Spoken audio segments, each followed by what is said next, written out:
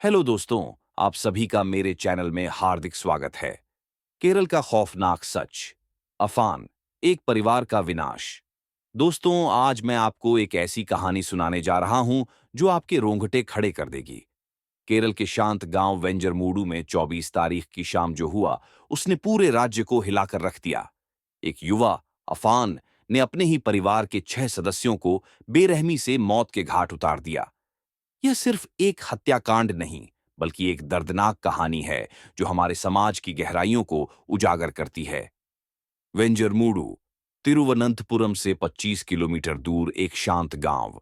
24 तारीख की शाम अफान ने अपने दोस्त मोहम्मद आरिफ को फोन किया। मच्छा, क्या तुम वेंजरमूडू पुलिस स्टेशन आ सकते हो? अफान की आवाज में अजीब सी शांति थी। आरिफ को कुछ अजीब लगा, लेकिन वह अपने दोस्त की बात मानकर पुलिस स्टेशन पहुंचा।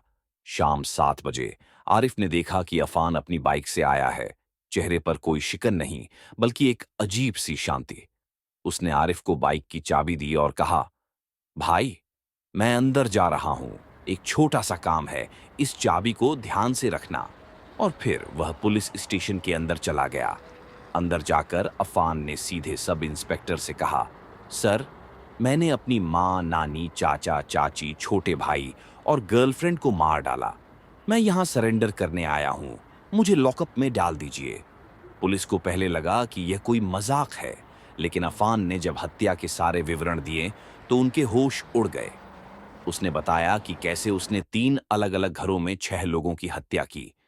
पुलिस ने 3 टीमें बनाई और 3 घरों की जांच की जहां हत्याएं हुई थीं। पहला घर पनगोड़ गांव में था, जहां अफान की नानी सलमा बीवी रहती थीं। दूसरा घर पुरम में था, जहां अफान के चाचा और चाची रहते थे। तीसरा घर वेंजरमूडू में था, जहां अफान का परिवार रहता था। वेंजरमूडू के घर में सबसे भयानक दृश्य था।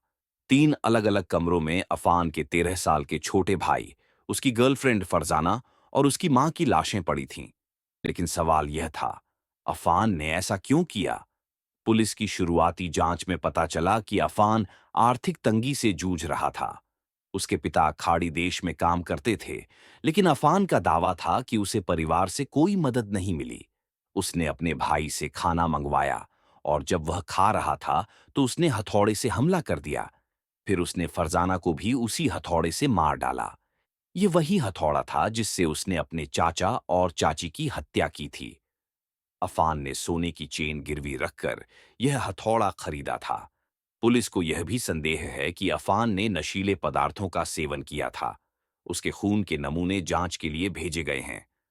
आत्मसमर्पण करने के बाद अफान ने पुलिस स्टेशन में जहर पीने की कोशिश की, लेकिन पुलिस ने उसे रोक दिया। उसे 14 दिनों की न्यायिक हिरासत में भेज दिया गया है। इस घटना ने न सिर्फ अफान के परिवार को, बल्कि फरजाना के परिवार को भी तबाह कर दिया। फरजाना के पिता सुनील के दुख का कोई ठिकाना नहीं है। अफान ने अपने पिता रहीम के लिए भी कोई खुशी नहीं छोड़ी, जो खाड़ी देश में काम करते हैं। उनकी कंपनी घाटे में चल रही है और अब उन्हें यह भयानक खबर मिली है।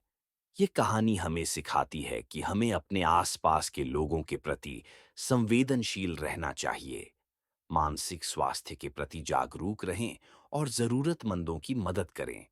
इस घटना ने हमें एक बार फिर सोचने पर मजबूर कर दिया है कि हमारे समाज में क्या गलत हो रहा है।